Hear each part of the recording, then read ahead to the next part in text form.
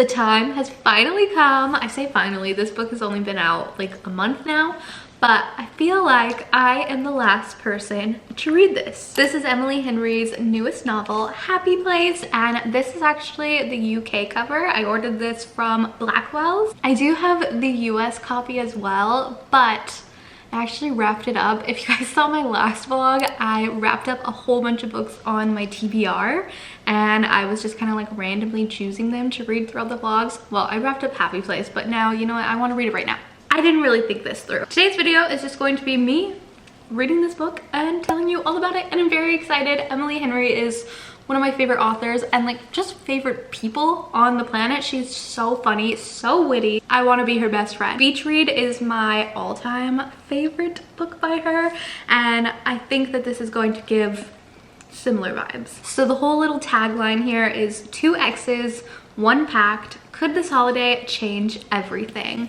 And then on the back it says, go to your happy place. I think desperately, only to realize I'm literally in my happy place. And he is here. The very last person I expected to see, the very last person I wanted to see when Connor, my fiance. So I think it's safe to assume that we're in for a second chance romance, which is always a favorite of mine, as well as fake dating, which we will have a little bit of that in here as well, because in the inside jacket it says the 2 main characters broke up 6 months ago but are faking being together for this holiday. I am so freaking excited about this. It's also like a bit chunkier. This, I believe, is her longest book yet.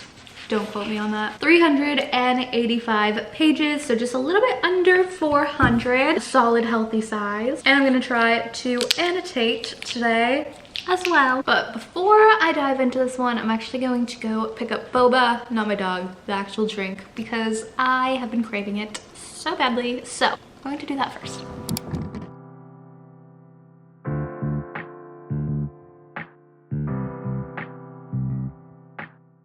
Okay, usually if I get boba, I get like taro coconut or almond milk tea is my favorite, but I didn't want anything like that heavy, so I got pomegranate ginger white tea, which is like my go-to for summer because it's like light and refreshing. But today, it's not very pomegranate-y. I don't know if it's because I asked for less sugar today, but it's still good.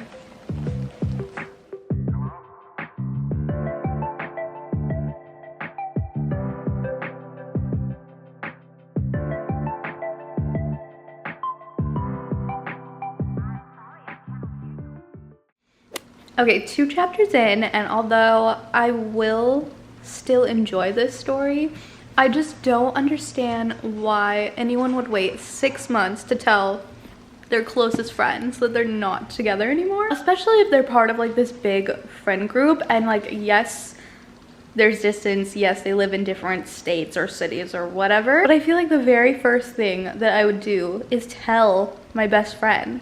Seems so lonely not being able to tell anyone. Harriet and Wynn have been together for 8 years. My boyfriend and I have been together 9 years. So it's like us breaking up and then me just not telling anyone. It would change my life so dramatically. I don't even know how I could get away with not telling anyone. Even like my best friend lives in a different state. I would allow a month, maybe. But 6? I don't know, guys. I feel like that's weird, but it's fine. Okay, I had to change my sweatshirt because we just cooked dinner. They look so sad and underwhelming, but we made little lettuce wraps and they are delicious. Anyways, I am a little bit further in the story. Oh, you want me in the frame? No, I didn't. Oh. I didn't want to be in the frame. I didn't want to be. You were scooting over and I was like, okay. I didn't want to be in the frame. So I'm a little bit further in the book now. I'm still only on page like 73, but Wynn reminds me of Gus from Beach Read, where they're both kind of like broody and severe and like sharp angles and everything. I feel like I liked Gus right off the bat though, and I'm like still warming up to Wynn. He just seems like so, I don't know. I haven't felt his character out yet, but I do like Harriet. I like the friend group, and this little like summer house, not even little. They like stay in this huge behemoth, as she called it, summer home in Vermont, and it just sounds so idyllic and I want to be there immediately. So it is definitely getting me excited for summer and making me wish that I was at the beach right now. So now I'm going to eat my little lettuce wraps and I'll talk to you guys in a minute.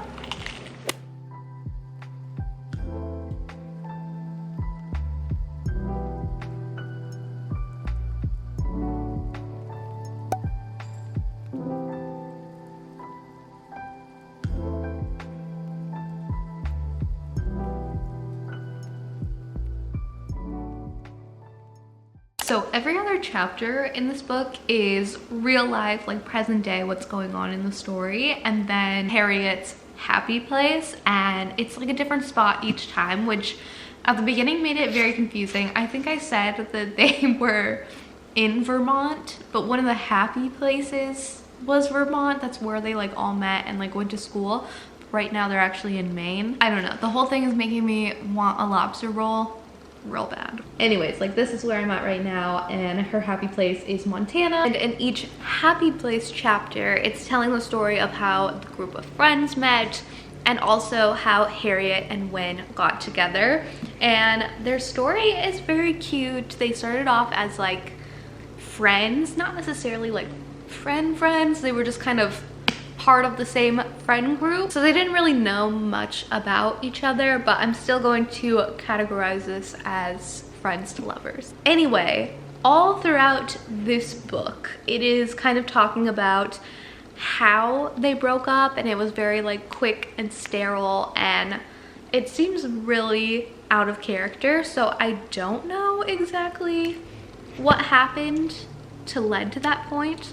But there's so many like context clues of like Win being a little bit, I don't know, different. Like he's on his phone a lot, and I don't know. Harriet thinks he might be dating someone else, but I feel like something bad has happened at home or something. I don't know, I just can't believe that he would just like break this off. Especially if they were engaged. Like I feel like something crazy must have happened at home. I'm like halfway through, finally. Okay, it's taken everything in me to not full on sob at the chapter I just read. So in a few of like the beginning chapters, it kind of mentions Harriet's family dynamic, and Win, on one hand, his family is like that loud, bubbly, warm family that's just like so full of love and like happy to be around each other. And Harriet's is quite the opposite. It's a little bit more tense. Her parents are still together, but they don't love each other. In the last chapter, it was actually titled Unhappy Place. And in that chapter, it just, oh my gosh, so many emotions bubbling over inside me.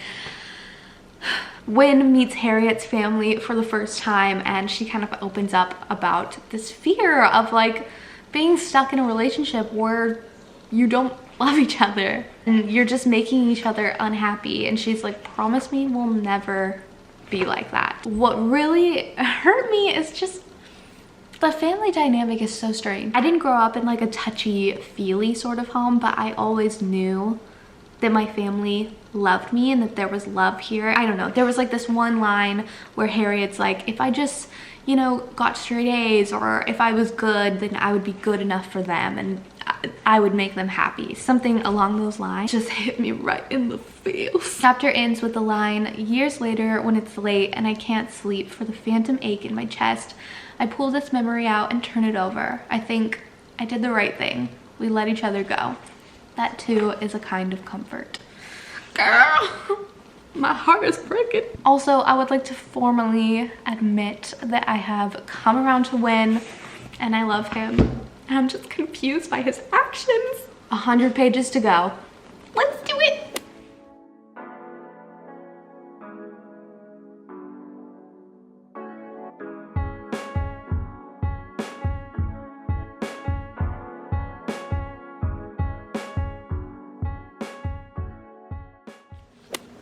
I finished it. I have a lot of different feelings about this book though. I had high expectations because I adore Emily Henry, but the first few chapters I was like, I don't know how I feel feeling about this one? Some things felt a little repetitive. Like there seemed to be like a lot of certain words or phrases being repeated. And of course, like the whole breakup that gets brought up, that was very repetitive. I mean, obviously it's going to be for an extent, but I was like, we're just hearing the same thing over and over. Like, tell me what happened. And I told you I wasn't too sure about Win. He just seemed very like closed off and distant, but Augustus is my favorite book boyfriend of all time, and he was very much the same. I don't know, he was a little bit more alluring to me in the beginning stages of Beach Read, whereas Win, it took a little bit longer for me to kind of